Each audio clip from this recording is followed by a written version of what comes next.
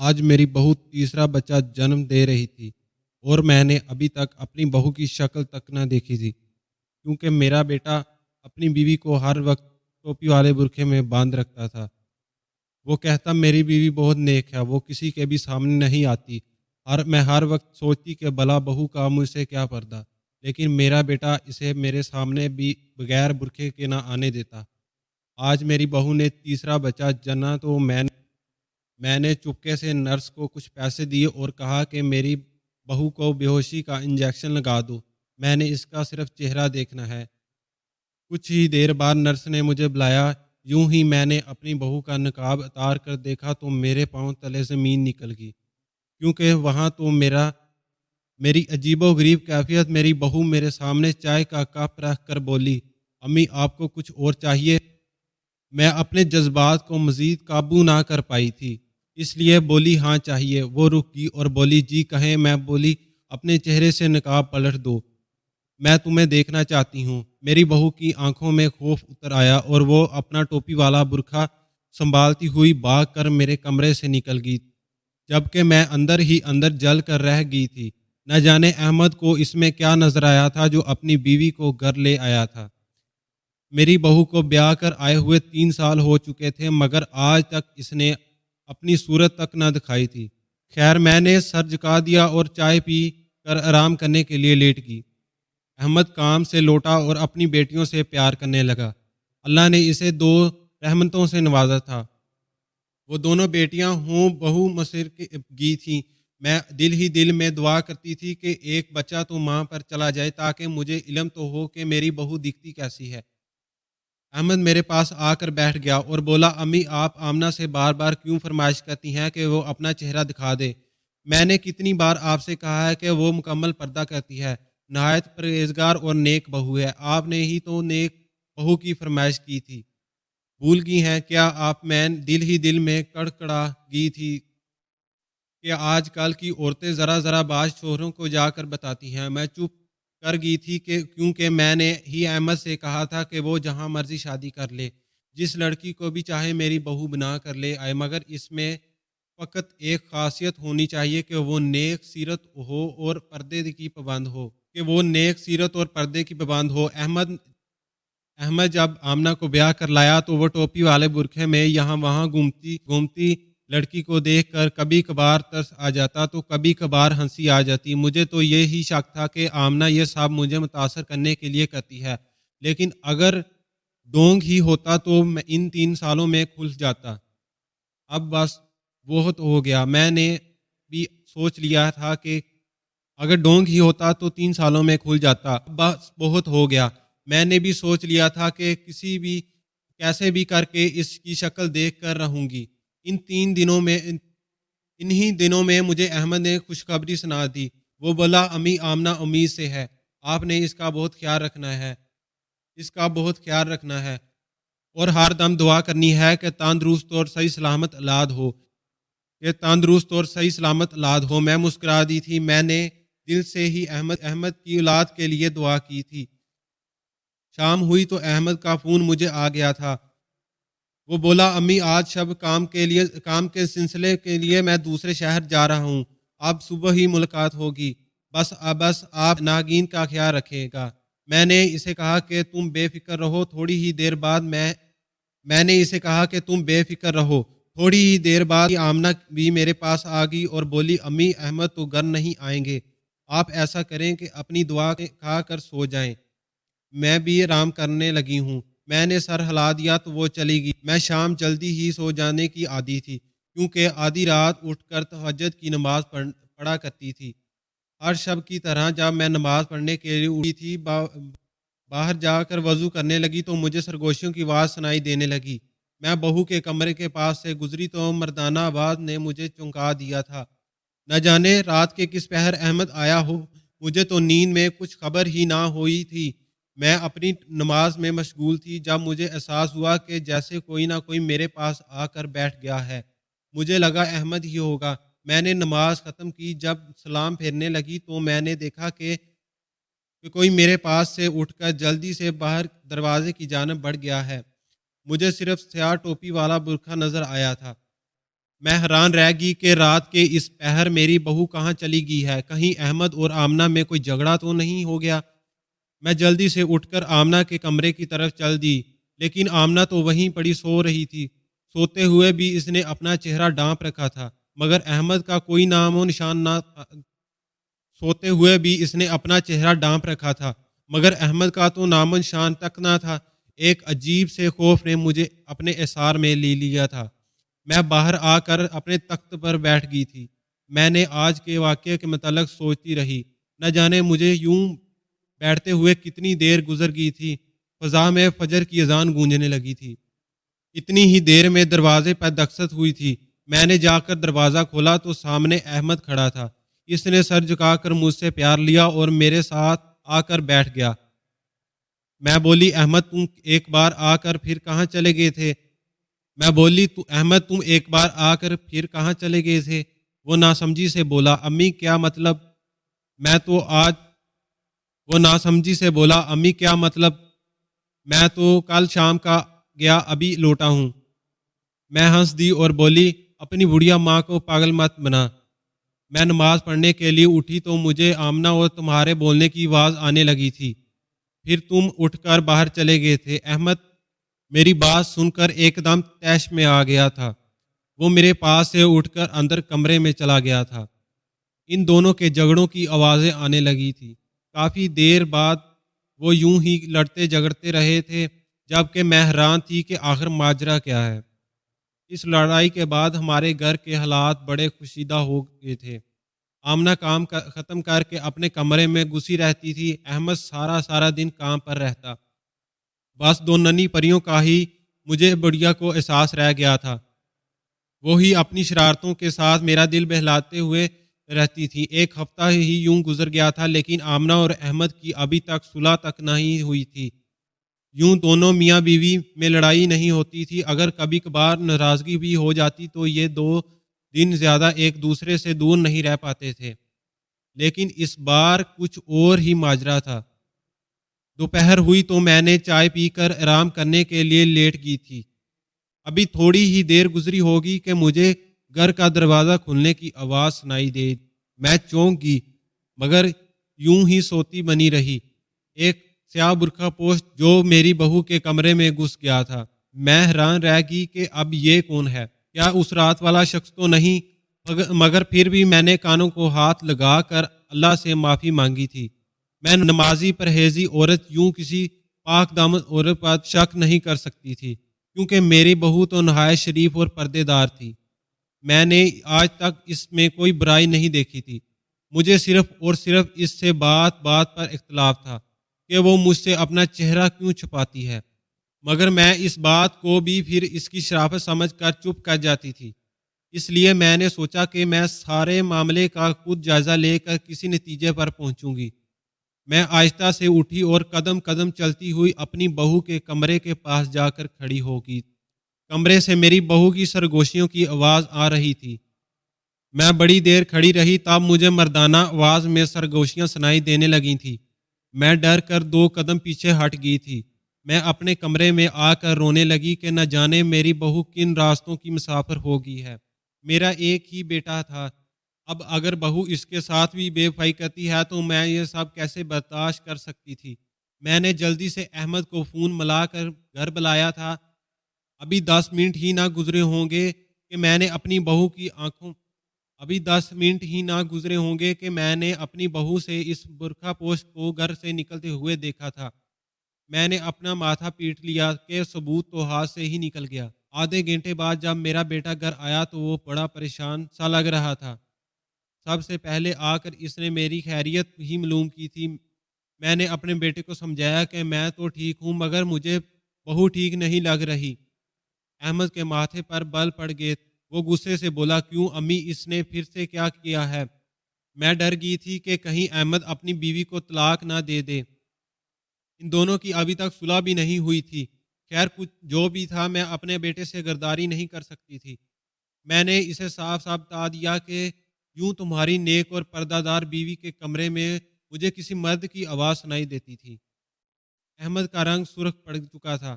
وہ چلانے لگا اور بولا، آمنہ ادھر باہر آؤ۔ آمنہ ڈری سہمی سی باہر آ گئی تھی۔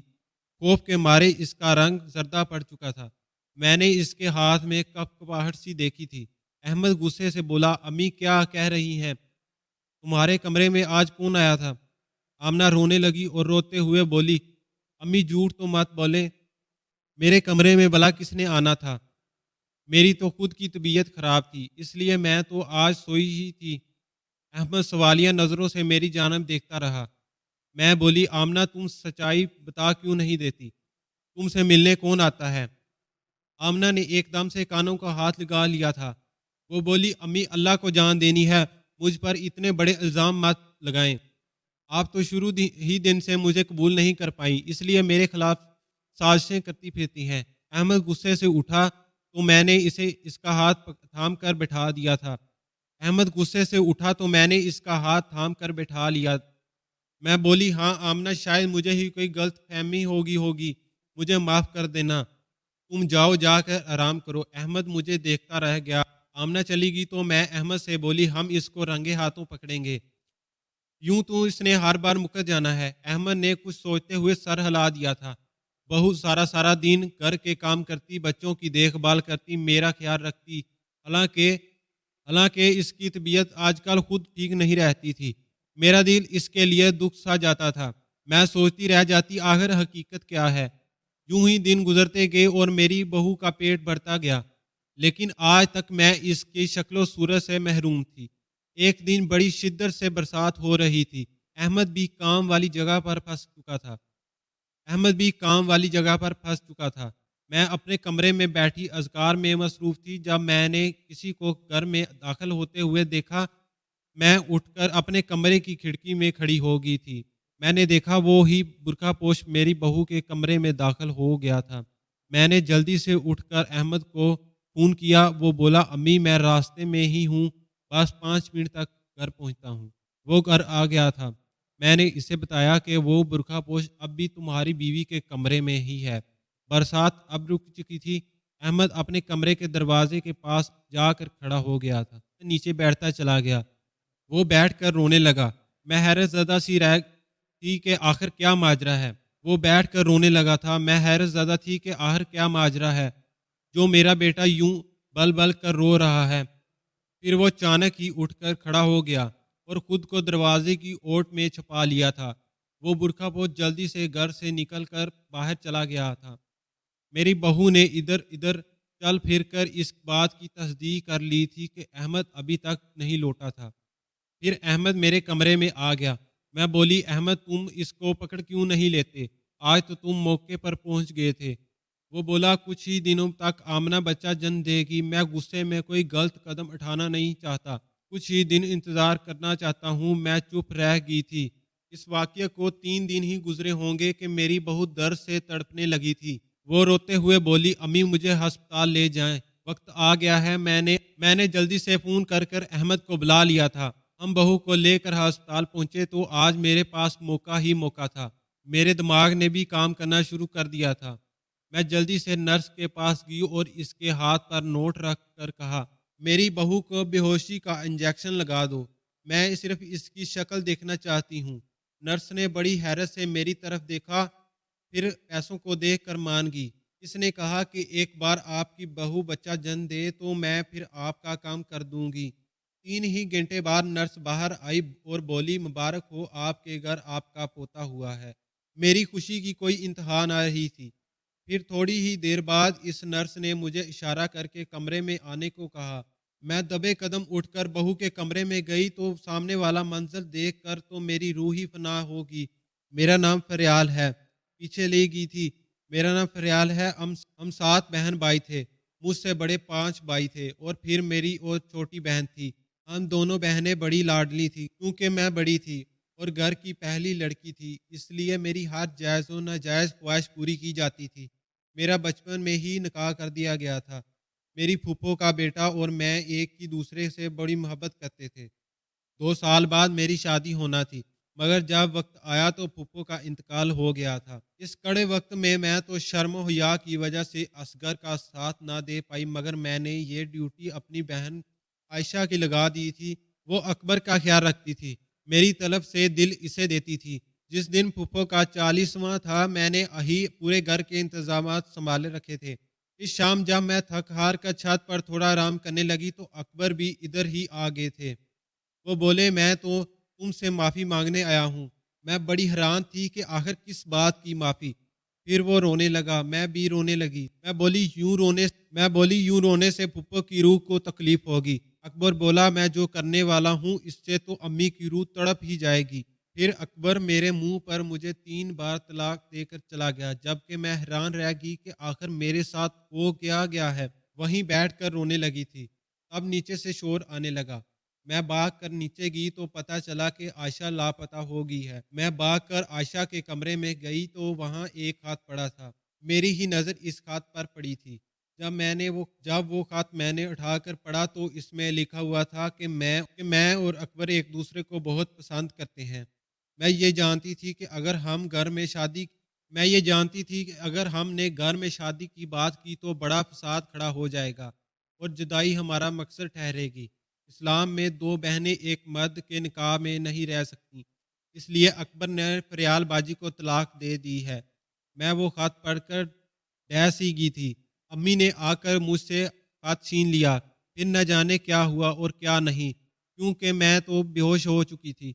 जब मुझे होश आया तो मैंने अपने पांचों भाइयों को अपने पास खड़े हुए पाया। वो मुझसे अहद करने आए थे कि वो अकबर और आयशा को अस्पताल से भी निकाल लाएंगे और इन्हें कड़ी से कड़ी सजा देंगे। मगर मैंने अपने भाइयों के सामने हाथ जोड़ दिए थे। मैं बोली कि आप मुझ पे ये सितम हरगिज मत कीजिएगा। मैं जिंदगी में दोबारा इन दोनों का कभी सामना नहीं करना चाहती। फिर इस दिन के बाद आयशा और अकबर का किस्सा हमेशा हमेशा के लिए ख़त्म किया था और मेरी ज़िंदगी का इम्तिहान शुरू हो गया था। मेरे वालिदैन मेरा रिश्ता ढूंढते तो लोग कहते कि अगर आपकी बच्ची में इतने ही गुण होते तो इसको तलाक ही क्यों ना कि अगर आपकी बच्ची में इतने ही गुण होते तो इसको तलाक क्यों होती। मुझे बहुत बार दर्द सहना पड़ता था। मैं दिन भर सबसे छुपती रहती, मगर यूं ही रात होती तो मैं अपने दिल के अरमान फोड़ने पर बैठ जाती थी। सारी सारी रात रोती रहती थी। फिर मेरा इम्तिहान ख़त्म कर दिया गया था। मेरे लिए शफीक का रिश्ता आ गया और मैं शादी करके इनके घर आ गई। उन्होंने मुझे दुनिया भर का प्यार दिया, चाहत दी, मुझे ईमान दिया, सब कुछ दिया, लेकिन मैं अपने अंदर से वो इज़्ज़त ना निकाल सकी थी जो मेरी बहन ने दी थी। मैं अपने शोहर को हर लड़की से बचा बचा कर रखती थी। मुझे हर औरत पर शक होता था, इसलिए मैंने अहमद के लिए कोई रिश्ता नहीं ढूंढा था। मैंने शादी का इख्तियार इसके हाथ में दिया था। मैं बोली कि तुम ही लड़की देखकर शादी करके बहू को घर ले आओ, मगर मेरी एक शर्त है कि लड़की शरीफ हो और पर्देदार हो। अहमद ने मेरी बात को पल्लू से बांध लिया था। वो एक बहुत ही ज्यादा पर्देदार लड़की को ब्याह लाया था, मगर आज इस लड़की के पर्दे का भी बांडा फोड़ गया था। मैं खामोशी से कमरे से निकल गई थी। मैंने पोते को हाथों में लिया और प्यार किया। अहमद भी खुश लगता था। 3 दिन के बाद बहू घर आई थी। अब वो बेहतर लगती थी। मैं इसके पास ही बैठ गई, अपने पोते से प्यार कर रही थी। जब मैं बोली, आमना कैसी है, मेरी बहू की सिर्फ आंखें ही मुझे नजर आ रही थी। इनमें बड़ी बेचैनी सी थी। वो खामोश ही रही थी। मैं बोली, सच बता क्यों नहीं देती। वो रोते हुए बोली, आयशा तो 10 साल पहले ही कैंसर के मर्ज में मुब्तला होकर अपनी जान गवा बैठी है। मरते दम तक इसके लबों पर सिर्फ आपका ही नाम था अम्मी। वो कहती थी कि मुझे फरियाल की हाय खा गई है, मुझे कुछ भी नहीं मिला। इस मोहब्बत से अपने रिश्ते गवाए अकबर को पालने के लिए मगर अकबर भी मेरा ना बन सका। आमना आयशा और अकबर की बेटी थी। मैंने जब नर्स से कहकर इसे बेहोशी का इंजेक्शन लगवाया था तो मैं बिस्तर पर आमना की जगह आयशा की जवानी देखकर हैरान रह गई थी। आमना तो हूँ बहू अपनी माँ की कॉपी थी। आमना की बात सुनकर मैं हैरान हो गई थी। मैं बोली, क्या मतलब। आमना रोते हुए दास्तान सुनाने लगी। वो बोली, मैंने जब से ही होश संभाला था हर वक्त अपने वालिदैन को लड़ते झगड़ते ही पाया था। अब्बू अम्मी से बेजार रहते थे। वो अक्सर कहते थे कि मैं तुम जैसे कोयले की खातर फरियाल जैसा हीरा गवा दिया है। अब्बू आप कबूल नहीं पाए थे। अम्मी इस गम को दिल से लगाकर इस दुनिया से रुखसत हो गई थी। फिर मेरी और अहमद की शादी भी बड़ी अचानक हो गई थी। जब मैं रुखसत होकर आई तो आप पर नजर पड़ी तो मेरी कायनात ही हिल गई। जब मैं रुखसत होकर आई तो आप पर नजर पड़ी तो मेरी पूरी कायनात हिल कर रह गई थी, کیونکہ آپ کی تو بہت سی تصویریں ہمارے گھر میں بھی موجود تھیں۔ میں نے احمد کو ساری داستان سنائی تو ہم سب اس فیصلے پر پہنچے کہ میں ہر وقت برقع پہن کر رکھوں گی، ورنہ بلا وجہ آپ کو اذیت ہوتی اور آپ مجھے طلاق دلواتی۔ احمد نے مجھ سے وعدہ کر لیا تھا کہ میں اپنے والدین سے کوئی رابطہ نہیں رکھوں گی۔ میں نے یہ وعدہ نبھایا بھی تھا، مگر پھر ابو ضد کرنے لگے کہ وہ آپ کی ایک جھلک دیکھنا چاہتے ہیں، وہ آپ سے ملنا چاہتے ہیں، اس لیے ابو چھپ کر برقع پہن کر گھر آتا تھا۔ میں یہ بات احمد سے اس لیے چھپاتی تھی کہ احمد مجھے میرے گھر والوں سے ملنے سے روکتے تھے۔ کیا تلخ ماضی میرے نظروں کے سامنے گھوم گیا تھا۔ میں آمنہ سے بولی، آمنہ، میں نے اپنے پوتے کی خوشی میں اکبر اور عائشہ کو معاف کیا۔ تم 100 بار جا کر اپنے والدین سے ملو، مجھے کوئی اعتراض نہیں، مگر میرے مرنے سے پہلے کبھی اپنے باپ کو اس گھر میں نہ آنے دینا۔ میں اس کا سامنا نہیں کر پاؤں گی۔ آمنہ نے اٹھ کر مجھے گلے لگا لیا تھا۔ احمد نے بھی مجھ سے معافی مانگ لی تھی۔ میں نے دل بڑا کر لیا تھا۔ میں ماضی کے ایک برے واقعے کو دوبارہ زندگی جاڑنے نہیں دینا چاہتی تھی۔ میرا بیٹا اور پوتا پوتیاں ہی تو میری زندگی ہیں۔